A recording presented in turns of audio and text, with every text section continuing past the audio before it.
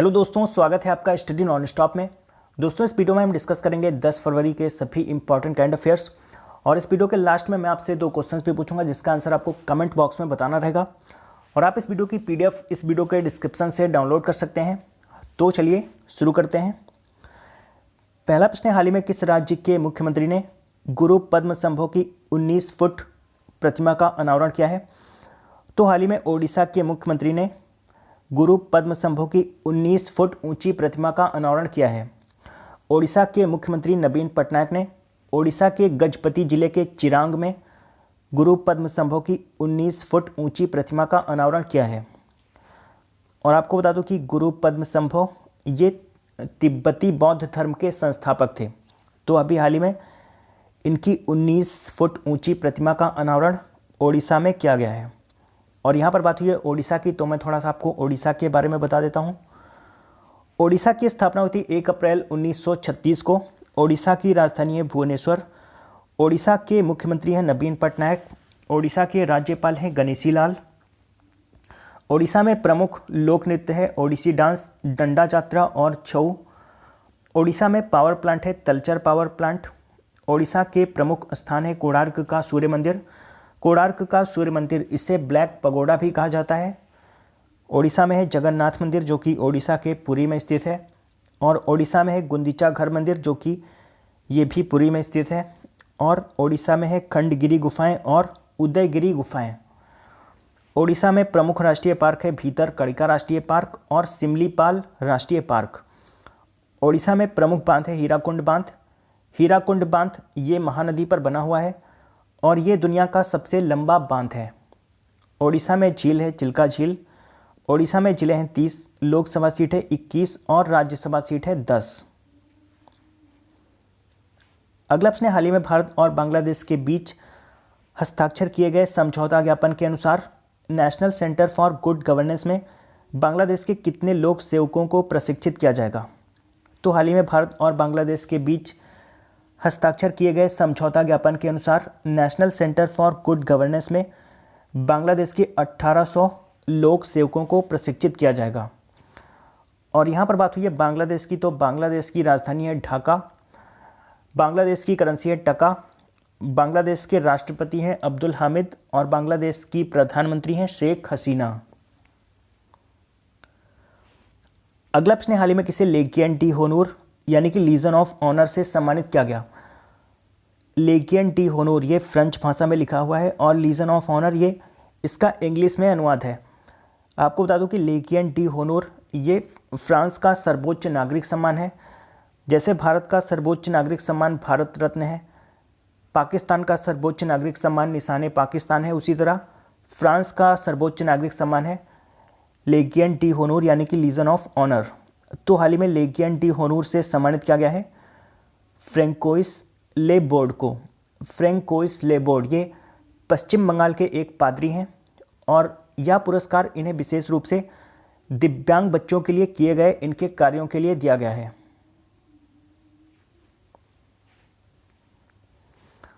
अगला प्रश्न, प्रधानमंत्री नरेंद्र मोदी ने किस राज्य में गार्जी बेलोनिया रेल मार्ग का उद्घाटन किया? तो प्रधानमंत्री नरेंद्र मोदी ने हाल ही में गार्जी बेलोनिया रेल मार्ग का उद्घाटन किया है त्रिपुरा में। प्रधानमंत्री नरेंद्र मोदी ने हाल ही में अरुणाचल प्रदेश, असम और त्रिपुरा का दौरा किया। और अरुणाचल प्रदेश में इन्होंने ग्रीनफील्ड एयरपोर्ट और शिला सुरंग की आधारशिला रखी। और असम में इन्होंने नॉर्थ ईस्ट गैस ग्रिड की आधारशिला रखी। और त्रिपुरा में इन्होंने गार्जी बेलोनिया रेल मार्ग का उद्घाटन किया है। और यहाँ पर बात हुई है त्रिपुरा की, तो त्रिपुरा की राजधानी है अगरतला। त्रिपुरा के मुख्यमंत्री हैं बिप्लब कुमार देव और त्रिपुरा के राज्यपाल हैं कप्तान सिंह सोलंकी। अगला प्रश्न, पुस्तक law justice and judicial power justice PN. Bhagwati का दृष्टिकोण किसने लिखी है? तो पुस्तक law justice and judicial power justice PN. Bhagwati का दृष्टिकोण, इस पुस्तक को लिखा है मूलचंद्र शर्मा ने। और अभी हाल ही में इस पुस्तक को राष्ट्रपति रामनाथ कोविंद ने लॉन्च किया है। Justice PN. भगवती ये भारत के 17वें नंबर के मुख्य न्यायाधीश थे और जस्टिस पी.एन. भगवती को भारत में जनहित याचिका का जनक कहा जाता है। तो इन्हीं जस्टिस पी.एन. भगवती पर आधारित है ये पुस्तक, law, justice and judicial power, justice PN. Bhagwati का दृष्टिकोण, और इसे लिखा है मूलचंद्र शर्मा ने। अगला प्रश्न है, जंगली जानवरों की प्रवासी प्रजातियों के संरक्षण पर आधारित 13वें कॉन्फ्रेंस ऑफ पार्टीज सम्मेलन का आयोजन फरवरी 2020 में कहाँ किया जाएगा? तो जंगली जानवरों की प्रवासी प्रजातियों के संरक्षण पर आधारित 13वें कॉन्फ्रेंस ऑफ पार्टीज सम्मेलन का आयोजन फरवरी 2020 में गुजरात के गांधीनगर में किया जाएगा। इस सम्मेलन का आयोजन 15 से 22 फरवरी 2020 तक गुजरात के गांधीनगर में किया जाएगा।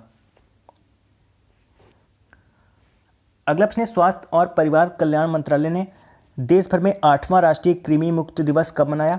तो स्वास्थ्य और परिवार कल्याण मंत्रालय ने देश भर में 8वां राष्ट्रीय कृमि मुक्त दिवस मनाया 8 फरवरी को। कृमि का मतलब होता है कीड़ा, तो राष्ट्रीय कृमि मुक्ति दिवस, इसका उद्देश्य होता है बच्चों की आंतों में परजीवी कीड़ों के प्रसार को कम करना, और इसके लिए 1 से 19 वर्ष तक की आयु के बच्चों को एल्बेंडाजोल की गोलियां खिलाई जाती हैं। तो स्वास्थ्य और परिवार कल्याण मंत्रालय ने देश भर में 8वें राष्ट्रीय कृमि मुक्त दिवस मनाया है 8 फरवरी को, और वर्तमान में स्वास्थ्य और परिवार कल्याण मंत्री हैं जेपी नड्डा। अगला प्रश्न, दूसरा आसियान भारत युवा शिखर सम्मेलन कहाँ आयोजित किया गया? तो दूसरा आसियान भारत युवा शिखर सम्मेलन आयोजित किया गया असम के गुवाहाटी में, और इसका उद्घाटन केंद्रीय पर्यटन मंत्री के.जे. अल्फोंस और असम के मुख्यमंत्री सर्बानंद सोनोवाल ने किया था। और इसकी थीम क्या थी? इसकी थीम थी connectivity is the pathway to shared prosperity. Connectivity is the pathway to shared prosperity इसकी थीम थी। और यहाँ पर बात हुई है आसियान की, तो आसियान की फुल फॉर्म क्या होती है? आसियान की फुल फॉर्म होती है association of south east Asian Nations. Association of south east Asian Nations इसकी फुल फॉर्म होती है। और आसियान की स्थापना हुई थी 8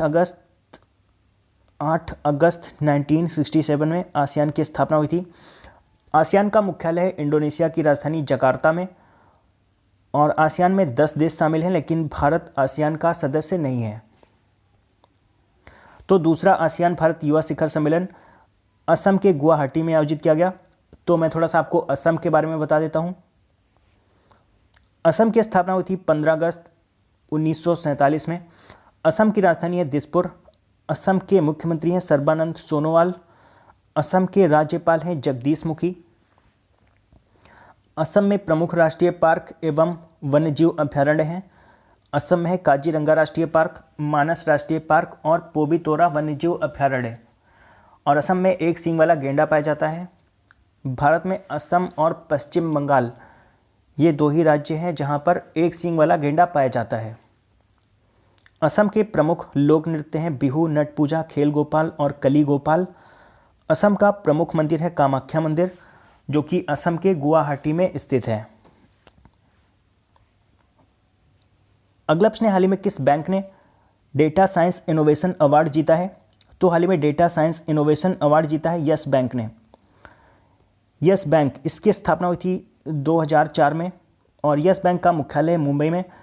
वर्तमान में यस बैंक के एमडी और सीईओ हैं रवनीत गिल। रवनीत गिल यस बैंक के एमडी और सीईओ हैं। यस बैंक की टैगलाइन क्या है? इसकी टैगलाइन है experience our expertise. Experience our expertise Yes Bank की टैगलाइन है। अगला प्रश्न, हाल ही में नासा ने किस वर्ष को चौथा सबसे गर्म वर्ष घोषित किया है? तो हाल ही में नासा ने वर्ष 2018 को चौथा सबसे गर्म वर्ष घोषित किया है। और यहाँ पर बात हुई है नासा की, तो नासा की फुल फॉर्म होती है national aeronautics and space administration. National aeronautics and space administration NASA की फुल फॉर्म होती है। नासा का मुख्यालय है वाशिंगटन डीसी यूएसए में, और नासा की स्थापना हुई थी 29 जुलाई 1958 में। 29 जुलाई 1958 में नासा की स्थापना हुई थी। और नासा का मोटो क्या है? इसका मोटो है for the benefit of all. For the benefit of all NASA का मोटो है। अगला प्रश्न, हाल ही में भारत के सबसे उम्र दराज हाथी ग्रैनी दक्षाणी का कितने वर्ष की उम्र में निधन हो गया? तो अभी हाल ही में भारत के सबसे उम्रदराज हाथी ग्रैनी दक्षाणी, इसका निधन हो गया है 88 वर्ष की आयु में। केरल में 88 वर्ष की आयु में इसका निधन हो गया है और ये भारत का सबसे उम्रदराज हाथी था।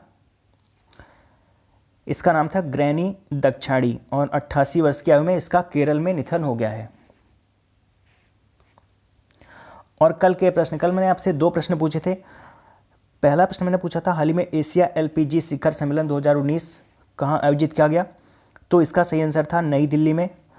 और दूसरा प्रश्न मैंने पूछा था किस देश ने हाल ही में नाटो में शामिल होने के लिए एक समझौता ज्ञापन पर हस्ताक्षर किए हैं?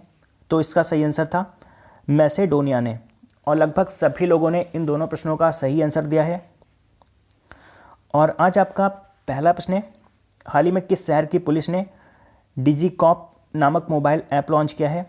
और आज आपका दूसरा प्रश्न है अंतर्राष्ट्रीय बौद्धिक संपदा सूचकांक 2019 में भारत कौन से स्थान पर है? तो इन दोनों प्रश्नों का आंसर आपको कमेंट बॉक्स में बताना है।